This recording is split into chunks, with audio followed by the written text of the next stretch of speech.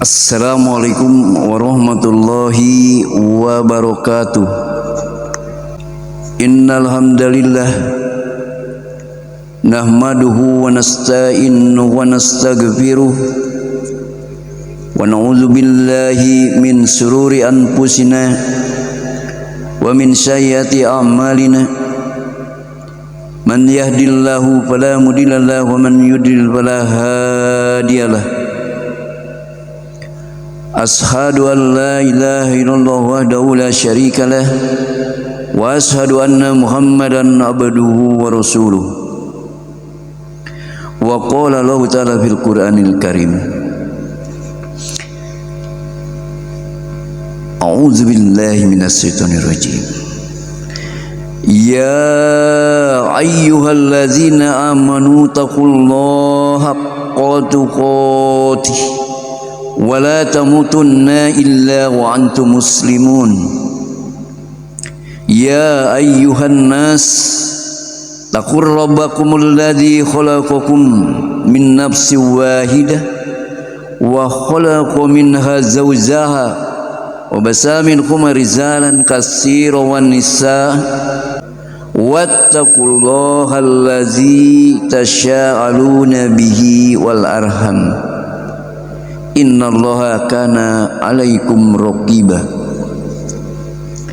Ya ayyuhalladzina amanu taqullaha wa qulu qawlan sadida yuslih lakum a'malakum wa yaghfir lakum dzunubakum wa may yuti'illahi wa rasulahu faqad faza fawzan adima.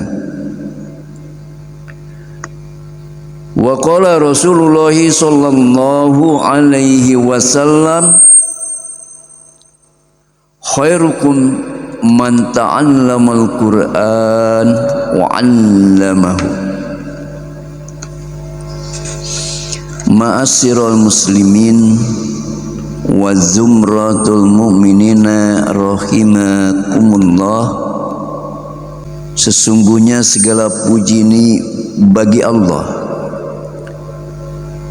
Kita memujinya dan memohon pertolongannya kepadanya, memohon ampunan kepadanya, bertaubat kepadanya, dan kita berlindung kepada Allah subhanahu wa ta'ala daripada kejahatan diri dan keburukan perbuatan kita. Barang siapa yang diberi petunjuk oleh Allah, maka tidak ada yang dapat menyesatkannya, dan barang siapa yang disesatkan, maka tidak ada yang dapat memberi petunjuk kepadanya. Ashhadu an la ilaha illallah wahdahu la syarikalah wa ashhadu anna Muhammadan abduhu wa rasuluh. Sahabat pillah yang dirahmati Allah subhanahu wa ta'ala, insyaallah di momen yang indah ini kita sama-sama sebentar lagi kita memasuki pada 10 hari terakhir pada bulan Ramadan tahun ini. Nah, mudah-mudahan amalan kita yang sudah lewati 20 hari yang lalu itu Allah catat sebagai amal ibadah, sebagai amal ibadah, amalan solehan yang tentunya kita mengharap ridhonya Allah subhanahu wa ta'ala. Dan kita berharap semoga amalan kita, qiyam kita, saum kita diterima Allah subhanahu wa ta'ala. Jadi tidak ada sia-sia amalan kita 20 hari yang sudah kita lewati. Karena insya Allah di momen yang indah ini kita sama-sama kita memasuki 10 hari terakhir ini, kan kegiatan kita ini dalam melaksanakan ibadah di bulan Ramadan ini yang sudah biasa kita lakukan, yaitu melaksanakan iktikaf Nah, di dalam iktikaf ini pelaksanaannya kita kan sudah terbiasa dengan pembacaan ayat suci Al-Quran. Nah, juga yang qiyamul lail zikrullah dan amal-amal yang lainnya. Nah, mungkin dalam hal ini saya sampaikan bahwa termasuk perkara-perkara penting ini ya. Jadi mungkin saya sampaikan adalah adab-adab dalam membaca Al-Quran. Nah, mudah-mudahan pemahaman ini nanti kita bisa kita amalkan di dalam kegiatan kita, terutama di dalam melaksanakan 10 hari yang terakhir ini, karena kemungkinan kita terfokus pada masjid dan musola ya, nah, di mana sama-sama kita melaksanakan i'tikaf, karena kita memohon kepada Allah Subhanahu wa taala agar Allah memberikan rahmatnya kepada kita, maghfirahnya, serta mudah-mudahan kita dapati tuh malam Lailatul Qadar ya, dan kita termasuk pada bagian daripada Qiyamul Lail, itu malam Lailatul Qadar. Maka kita berusaha semua umat manusia di dunia berlomba-lomba untuk melaksanakannya, untuk melaksanakan pada 10 yang terakhir ini, agar perlombaan-perlombaan kita di dalam beribadah kepada Allah Subhanahu wa taala diberikan kekuatan oleh Allah Subhanahu wa taala, lantas kita diberikan kemampuan untuk melaksanakannya secara benar dan meninggalkan hal-hal yang tidak ada dasar-dasar hukumnya di dalam pelaksanaan ibadah i'tikaf kita, terlebih dalam hal pembacaan ayat suci Al-Quranul Karim, zikrullah, dan kita melaksanakan kegiatan taklim wa taklum. Insya Allah saya sampaikan di sini tentang adab ya, adab-adab membaca Al-Quran, karena ini adalah termasuk keutamaan yang paling agung ya bagi Al-Quran. Ini adalah bahwa ia adalah kalam Allah. Nah, Allah memuji Al-Quran di dalam banyak ayat dan firman-Nya ya. Allah saja memuji Al-Quran itu di beberapa ayatnya. Nah, kita sebagai hambanya, kita mempunyai kewajiban untuk mengikuti apa yang diperintahkan oleh Allah Subhanahu wa taala dan yang jelasnya dicontohkan oleh Rasulullah sallallahu alaihi wasallam dalam perkara-perkara ibadah kita ini. Jadi agar ibadah kita nanti tidak termasuk ibadah yang sia-sia. Karena apa? Sudah capek-capek kita beribadah, sudah capek-capek kita berdiri, sudah capek-capek kita melaksanakan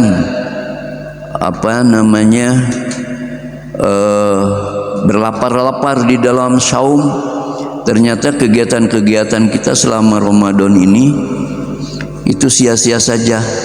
Nah, maka inilah kerugian-kerugian bagi kita sebagai hamba Allah yang selalu memohon kepada Allah Subhanahu wa taala jalan-jalannya orang yang beriman ditunjukkan kepada kita, agar kita dapat memahami dan menjalani sesuai yang telah dianjurkan, terlebih yang dicontohkan oleh Rasulullah sallallahu alaihi wasallam, lantas dilaksanakan oleh para sahabat, diikuti oleh tabi'in, tabi'ut tabi'in, sampai kepada ulama-ulama kita, dan hari ini sampai kepada kita.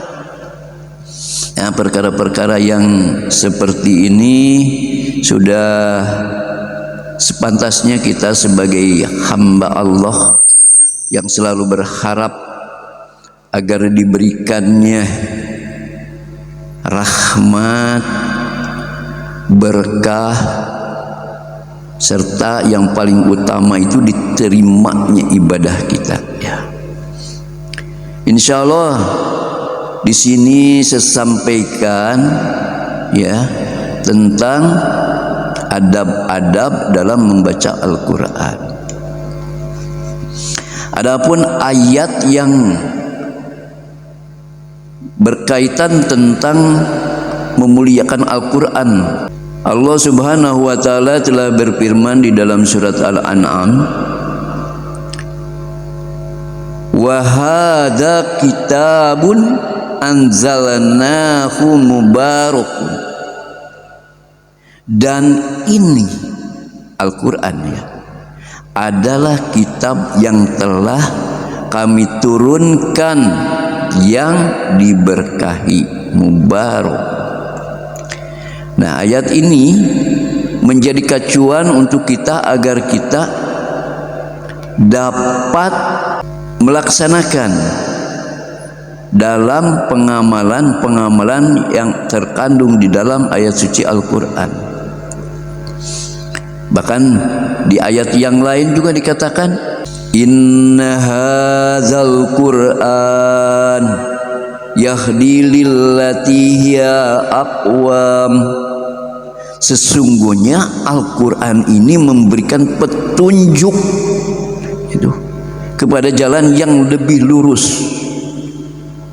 Nah, jadi jelas sekali ya bahwa Al-Quran ini adalah tidak ada kebengkokan, karena memberikan petunjuk kepada jalan yang lurus. Demikian dalam surat Al-Isra itu. Dan adapun di surat yang lain juga, la ya'tihil batil min baini yadayhi wala min khalfihi. Yang tidak datang kepadanya, kepada Al-Quran maksudnya, kebatilan ya, baik dari depan maupun dari belakang.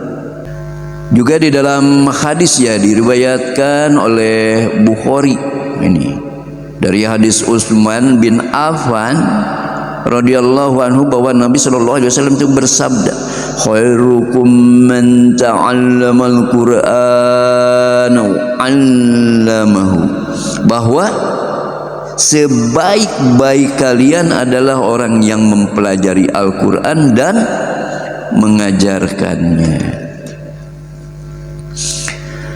Juga dari hadis dari Anas ya, dari Anas radhiyallahu anhu juga, bahwa beliau itu berkata, Rasulullah sallallahu alaihi wasallam bersabda, inna lillahi ahlina minan nas.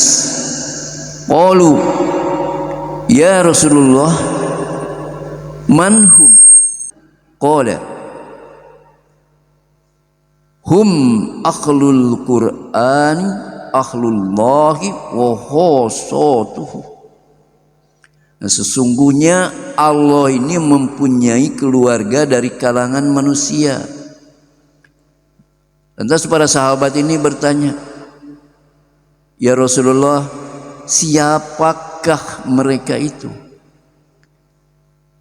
Rasulullah Shallallahu Alaihi Wasallam menjawab, para ahli Quran, mereka adalah keluarga Allah dan orang-orang yang khususnya.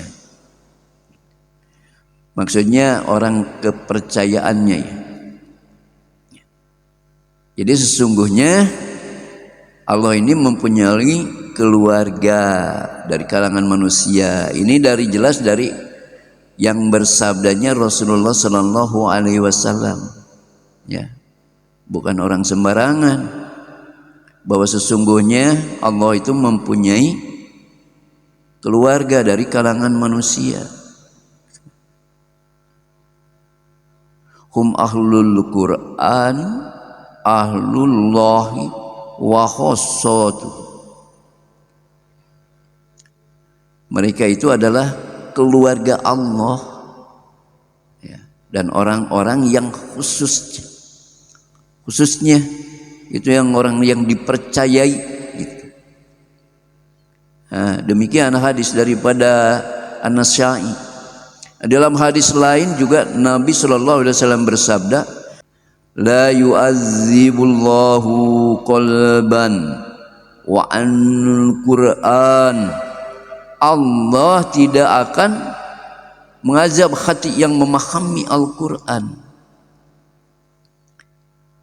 Juga dari Abdullah bin Amr radhiyallahu anhu daripada Nabi,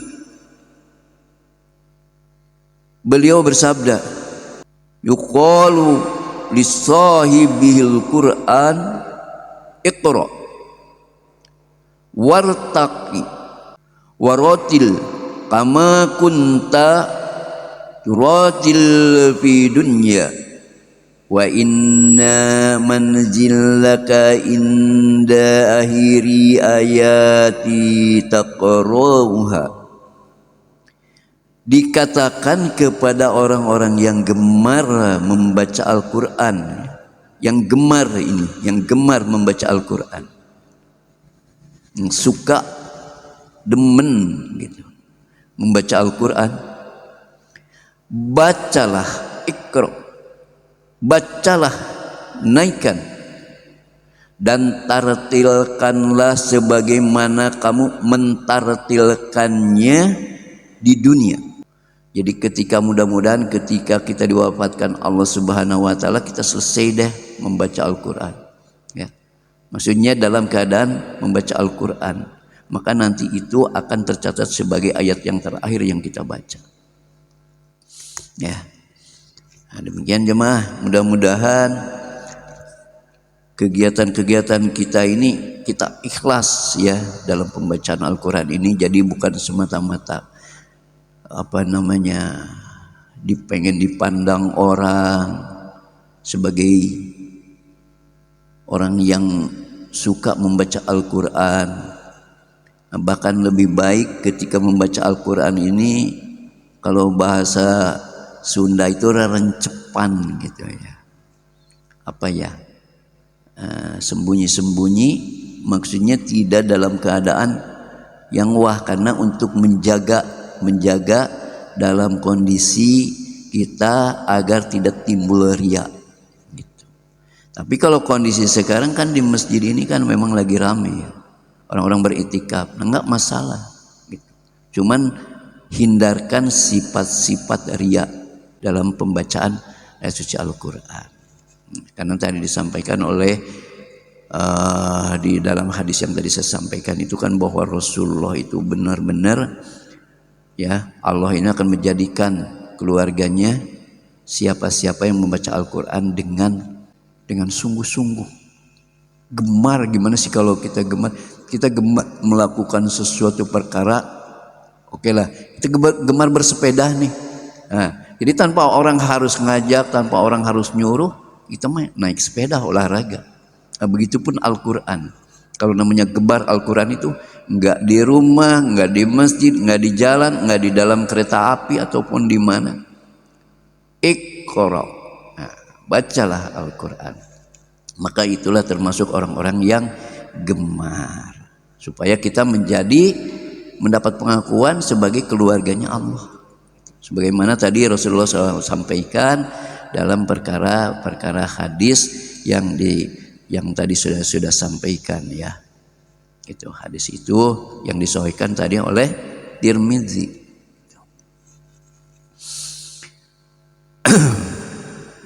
Nah, itu termasuk orang-orang yang khusus ya, khusus.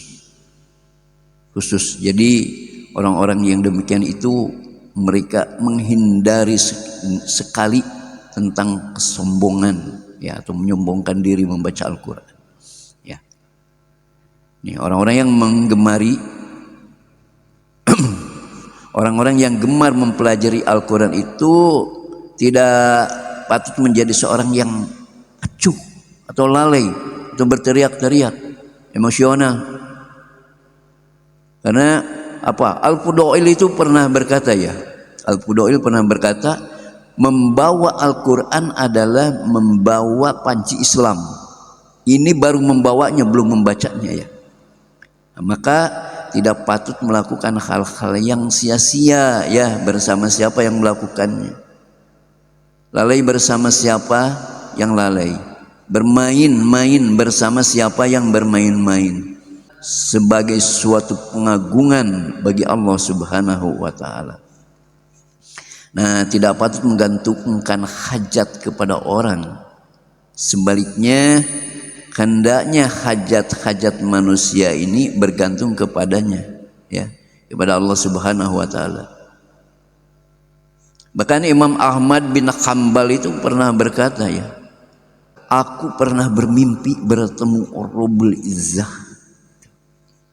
Aku berkata, ya Rob, wasilah apa yang paling dekat yang digunakan oleh orang-orang yang mendekati kepadamu?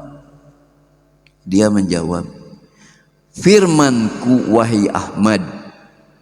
Maka aku berkata, ya Rob, dengan pemahaman atau tanpa pemahaman? Lantas dijawab, dengan pemahaman dan tanpa pemahaman. Paham kan? Jadi dengan pemahaman atau tanpa pemahaman. Istilahnya kita baca aja Al-Quran, kita belum paham tentang Al-Quran ini, pahala tetap akan kita dapat. Apalagi kalau memang dengan pemahaman, yaitu memahami. Makanya di dalam Al-Quranul Karim, ya, di dalam pembacaan Al-Quranul Karim, di samping kita membacanya, kalau memang belum paham, maka coba telaah atau terjemah.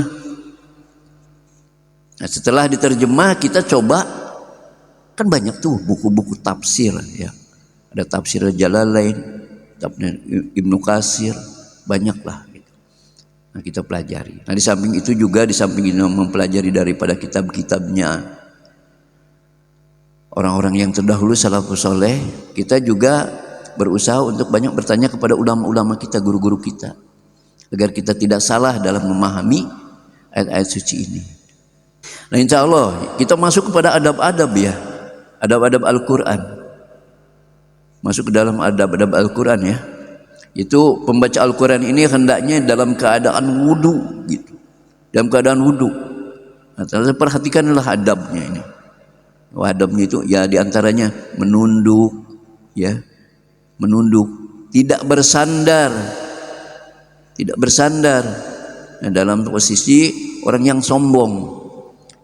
Jadi rendahkan diri kita kepada Allah Subhanahu Wa Taala ketika kita membaca ayat suci ini, ya. Usahakan kalaupun kita bersandar, ini bersandarnya kalau memang kondisi punggung kita sudah mulai lelah, lah bolehlah bersandar. Tetapi lebih disunahkan lagi untuk tidak bersandar. Gitu. Ini adab-adab di dalam Al-Quran, ya, adab-adab di dalam membaca ayat suci Al-Quranul Karim. Gitu. Nah, lebih diutamakan juga ini berwudu. Nah, tapi apa boleh kalau tidak berwudu? Boleh, asal terhindar daripada hadas. Ya, dari hadas besar terutama. Boleh. Kalau tidak, kita dalam perjalanan nih, di dalam kereta api atau di mobil, nah, kita habis kentut nih, tentunya kan sudah tidak punya wudhu lagi, baca saja Al-Quran, tidak masalah, gitu. Tidak masalah, bacalah Al-Quran. Gitu. Tapi justru di situ kita harus tawadzuh, ya. Ingat, jadi adab-adab.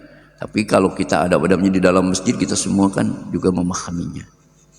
Nah, dalam keadaan yang paling utama adalah membaca Al-Quran ini di dalam sholat, ya. Ketika kita berdiri itu kan dilakukan di masjid atau mushola tentunya.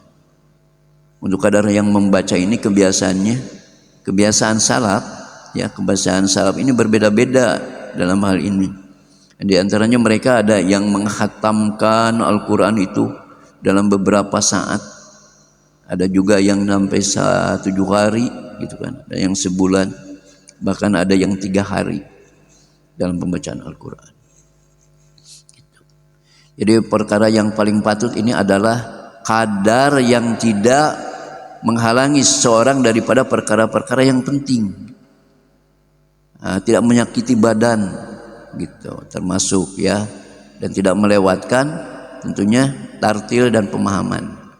Maksudnya tidak menyakiti badan tuh kalau kita sudah merasa lelah dalam kondisi berdiri nih, berdiri duduk, dalam kondisi duduk, nah bolehlah kita bersandar tuh untuk menahan, atau membaca Quran dalam keadaan berdiri, gitu. Jadi berdiri saja, ya, kita angkat pantat kita, tidak duduk lagi, berdiri. Nah, ini diperbolehkan juga. Sebagaimana ada, ya, hadis daripada Ibnu Abbas radhiyallahu anhu itu pernah berkata, ya, Saya membaca surat Al-Baqarah dan Ali Imran gitu dengan tartil dan meresapinya lebih saya sukai ini daripada membaca Al-Quran semuanya dengan cepat. Nah, Ibnu Abbas radhiyallahu anhu itu pernah berkata, saya membaca Al-Baqarah dan Ali Imran itu dengan tartil dan meresapinya. Lebih saya sukai daripada membaca Al-Quran semuanya dengan cepat.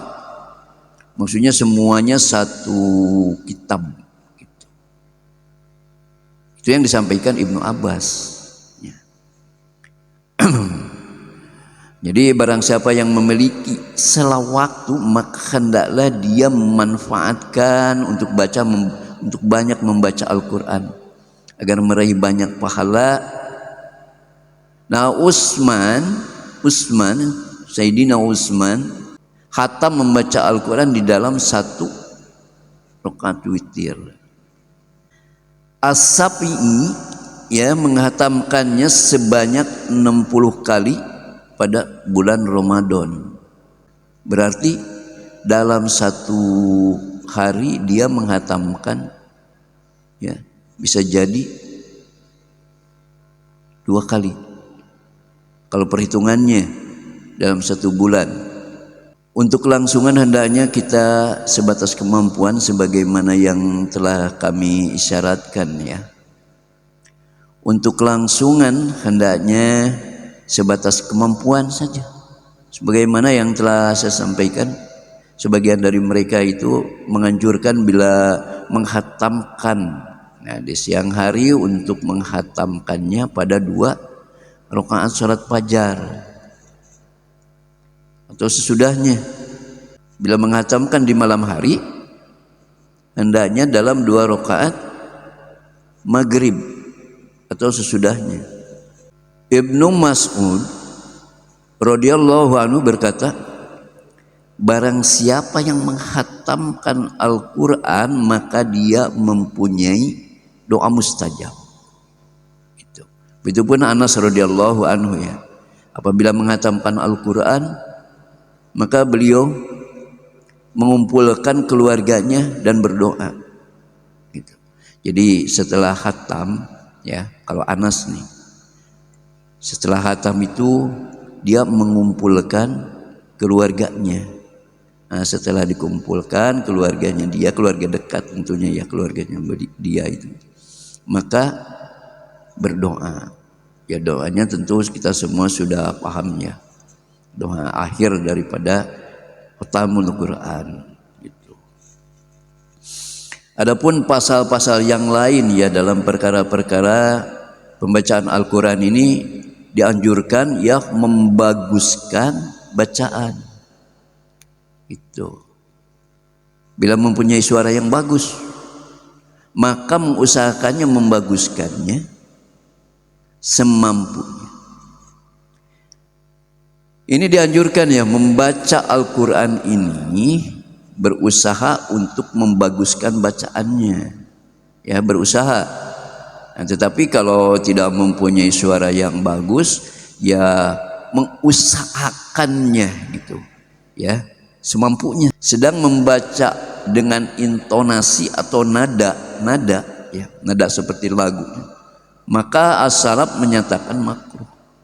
Misal karena orang Sunda nih pakai lagunya langgamnya langgam Sunda gitu.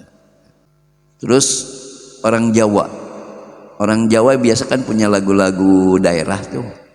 Nah, langgamnya itu pakai langgam bahasa daerah itu. Orang Sumatera begitu, orang Sulawesi.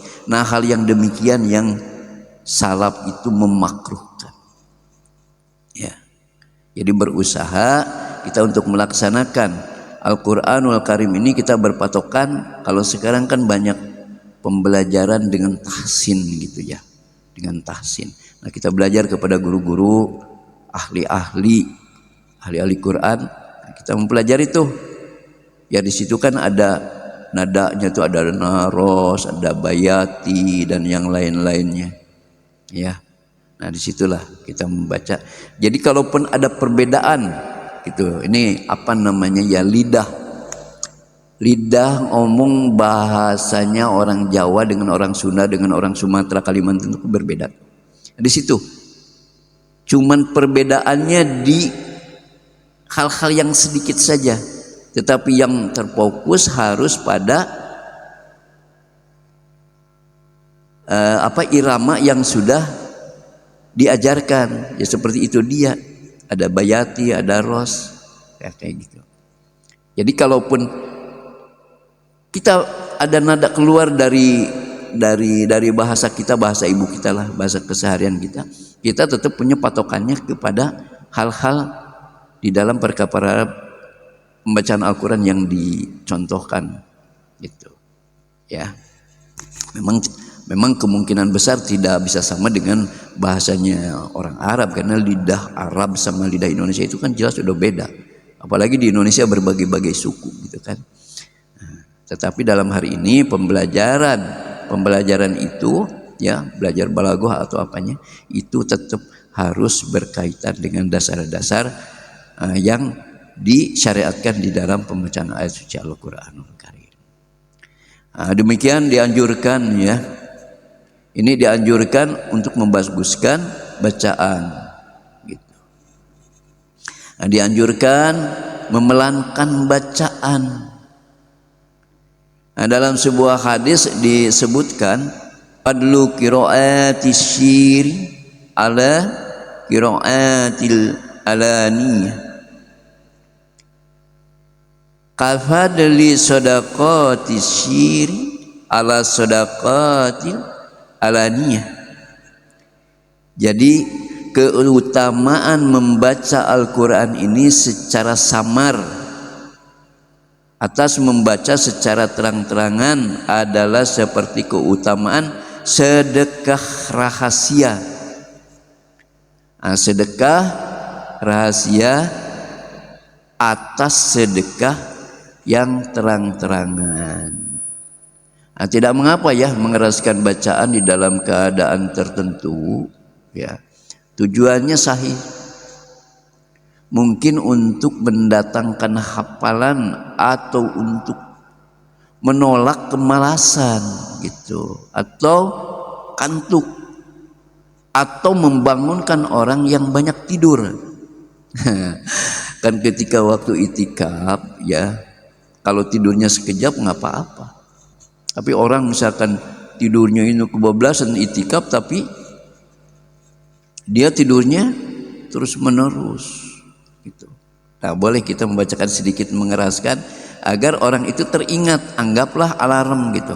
Nah, mungkin orang juga akan bersyukur kalau begitu ada orang temannya yang membaca Al-Quran terus dia merasa terbangun, pasti dia bersyukur. Karena kalau tidak, dia bablas itu. Mulai dari malam, misalkan waktu dia tidur itu jam 12 bablas sampai ke waktu syahur, kan sayang sekali gitu ya. Jadi mungkin istirahat pada waktu malam bisa 1 jam untuk istirahat sejenak, lantas dilanjutkan lagi qiraat Al-Qur'annya. Nah, seperti itu ya. Jadi tidak mengapa untuk mengeraskan bacaan ayat suci Al-Quran pada momen-momen yang tertentu dengan tujuannya yang sahih tentunya. Bukannya riak gitu, mengeraskan supaya orang dengar, oh, wah ini bagus suaranya atau apa pandai baca Quran. Bukan itu maksudnya. Jadi dengan perkara-perkara yang sahih gitu. Ya. Nah, untuk hukum membaca di dalam sholat, kadar bacaan di dalam sholat fardu, ini kapan mengeraskan dan kapan memelankannya. Maka masalah tersebut ini ada di dalam buku-buku fikih ya. Dalam buku-buku fikih itu jelas sekali kapan kita harus mengeraskan. Kan sholat, baca Al-Quran pada waktu sholat itu kan kalau kita ada yang 4 rakaat seperti duhur, asar, isya, itu ada perkara yang kita keraskan dalam 2 rakaat dan 2 rakaatnya itu tidak terdengar gitu kan. Terutama pada waktu malam hari ya. Jadi demikian bisa mengeraskan ya, atau memelankannya. Itu terdapat di dalam buku-buku fikih ya. Barang siapa yang mempunyai mushaf, maka dianjurkan ini membaca ayat-ayatnya dengan per hari. Barang siapa yang mempunyai mushaf, maka dianjurkan membaca ayat-ayat ringan per harinya agar tidak terbengkalai hafalan maksudnya ya. Jadi ayat-ayat yang ringan, misalkan di dalam surat Al-Baqarah itu ada, termasuk di awal surat, terus atau misalkan ayat kursi gitu kan, atau di ayat yang terakhir, 2 ayat yang terakhir itu coba dihafalkan gitu. Jadi untuk menghafalkan ayat-ayat yang penting-penting, tapi dalam artian tetap harus dibaca satu surat ya. Al-Baqarah tetap baca satu surat, tapi di dalam perkara untuk mengamalkan ketika kita dalam keadaan sholat, maka dibacalah tuh surat-surat yang bukan surat-surat pendek, ayat-ayat itu di dalam surat-surat yang panjang gitu ya. Adapun amal-amal batin yang terkait dengan membaca Al-Quran ya, orang-orang membaca Al-Quran ini, membaca ayat suci yang agung ini hendaknya melihat atau merenung ya kasih sayang Allah kepada hambanya.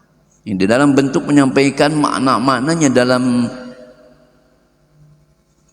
dalam menyampaikan makna-maknanya kepada pemahaman mereka. Nah, dalam mengetahui bahwa apa yang dia baca ini bukan suatu ucapan manusia, hendaknya merasakan keagungan kehadiran Allah Subhanahu wa taala yang berfirman, yaitu Allah yang merenungkan kalamnya, karena merenungkannya adalah tujuan membaca. Bila merenungkan tidak terwujud kecuali dengan mengulang-ulang ayat gitu, maka silahkan. Nah, Abu Dzar itu meriwayatkan daripada Nabi Shallallahu Alaihi Wasallam bahwa beliau ini pernah sholat malam mengulang-ulang satu ayat. In tu'adzibhum fa innahum ibaduka. Jika engkau menyiksa mereka, maka sesungguhnya mereka adalah hamba-hambamu. Itu kan di dalam surat Al-Maidah ya. Sudah surat Al-Maidah ayat 118.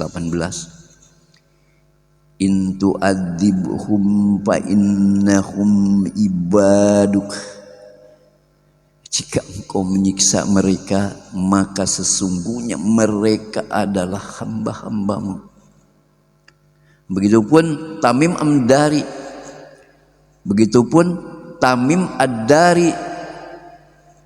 sholat malam dengan membaca satu ayat. Nah, begitupun Tamim Ad-Dari sholat malam dengan membaca satu ayat, yaitu amma hasiballadzina zataruhu syai'ati an naz'aluhum kallazina amanu wa amilus sholihat. Am hasiballadzina azzatarahul syai'a amma hasiballadzina azzatarahum am hasiballadzina azzatarahul syai'ati amma hasiballadzina azrahu syai'ati an naz'aluhum kallazina amanu wa amilus solihati.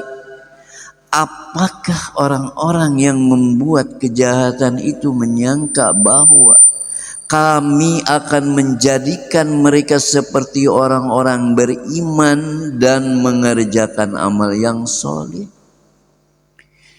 Demikian di dalam surat Al-Jasiyah. Nah, hal yang sama juga dilakukan oleh Ar-Rabi' bin Khaisami. Hal yang sama dilakukan oleh Ar-Rabi' bin Khaisami.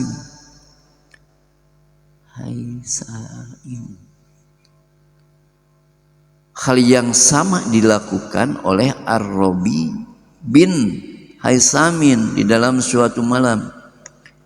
Nah, orang yang membaca Al-Quran juga hendaklah berusaha memahami dan mengerti setiap ayat.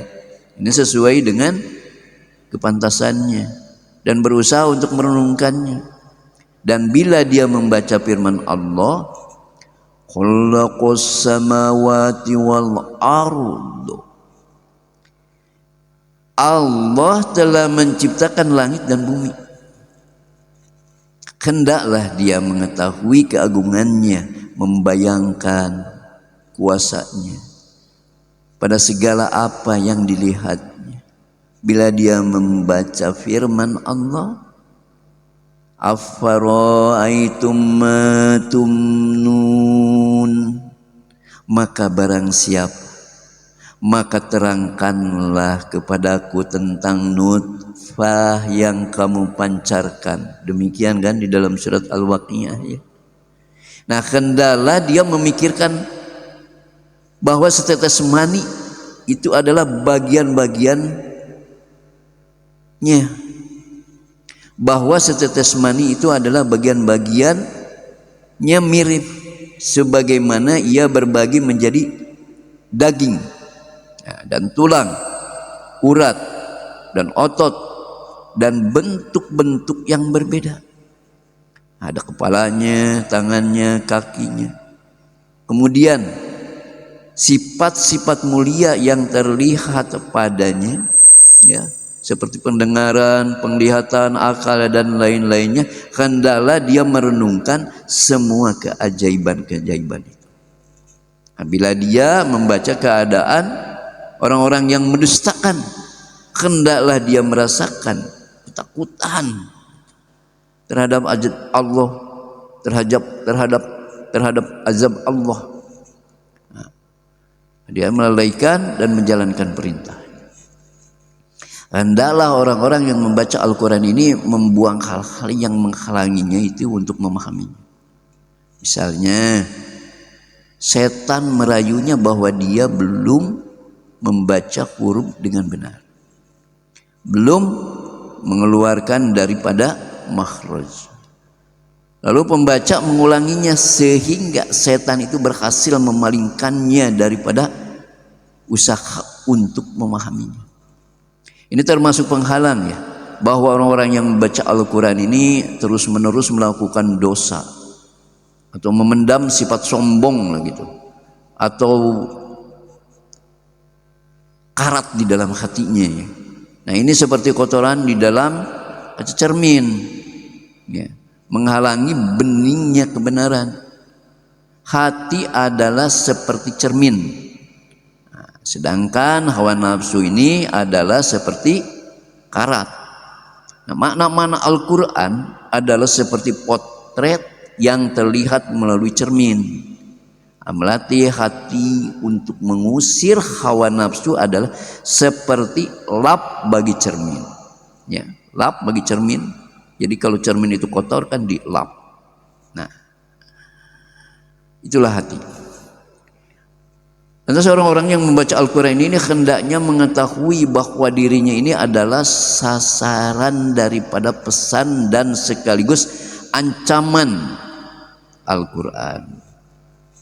Bahwa maksudnya kisah bukan sebagai bahan begadang atau tetapi sebagai pelajaran. hendaklah dia memperhatikan hal ini.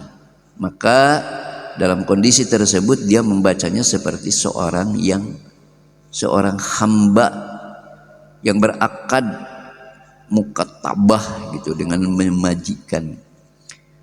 majikannya.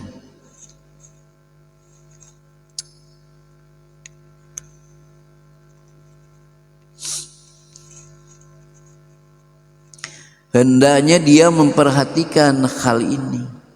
Maka dalam kondisi tersebut dia membacanya seperti seorang hamba yang berakad mukatabah dengan majikannya, ya. Untuk sebuah tujuan hendaknya dia memperhatikan akad perjanjian dan melakukan konsekuensinya. Perumpamaan orang yang durhaka bila dia membaca Al-Quran, dia mengulang sekali seperti orang yang membaca surat raja. Itu surat dari raja berulang-ulang, dan dia berpaling dengan tidak berpartisipasi di dalam memakmurkan kerajaannya dan apa yang tertuang di dalam surat. Dia hanya mempelajarinya namun menyelisihi perintah-perintahnya. Nah, seandainya dia tidak mempelajari ditambah dengan menyelisih, niscaya dia lebih jauh untuk dihina dan dimurkai. Makanya hati-hati ketika kita membaca Al-Quran, kita harus memahaminya. Jangan sampai kita membaca Al-Quran tapi tidak mengamalkan apa yang kita dapati daripada Al-Quranul Karim. Dan hendaklah melepaskan diri daripada daya dan kekuatannya. Hendaklah melepaskan diri dari daya dan kekuatannya. Tidak memandang dirinya dengan mata puas, ya, mensucikan diri. Karena barang siapa yang melihat dirinya dengan mata kekurangan, maka hal itu menjadi penyebab baginya untuk mendekat kepada Allah Subhanahu wa taala. Demikian perkara adab-adab yang bisa saya sampaikan. Mudah-mudahan ini bermanfaat untuk kita semua dan kita ambil ibrah, ambil pelajaran daripada apa yang sudah saya sampaikan, dan mudah-mudahan adab-adab tentang pembacaan, tentang membaca, ya, Iqra'ul Quran, membaca Al-Quran, ini menjadi suatu pedoman untuk kita agar kita tidak terlepas daripada kelurusan tentang membaca Al-Quran itu sendiri, ya. Karena memang sudah jelas sekali gitu kan, innallaha thayyibul la yaqbalu illa thayyiba. Sungguhnya Allah adalah zat yang maha baik dan tidak menerima kecuali yang baik. Insya Allah itu saja, mudah-mudahan bermanfaat untuk kita semua. Sahabat Pilah, mari kita sama-sama mengamalkannya, terlebih kita memasuki di 10 hari terakhir ini. Mudah-mudahan iktikaf kita diterima Allah Subhanahu wa taala sebagai amalan soleh. Ya, insya Allah demikian itu perkara yang saya sampaikan. Wabillahi taufiq wal hidayah. Wassalamualaikum warahmatullahi wabarakatuh.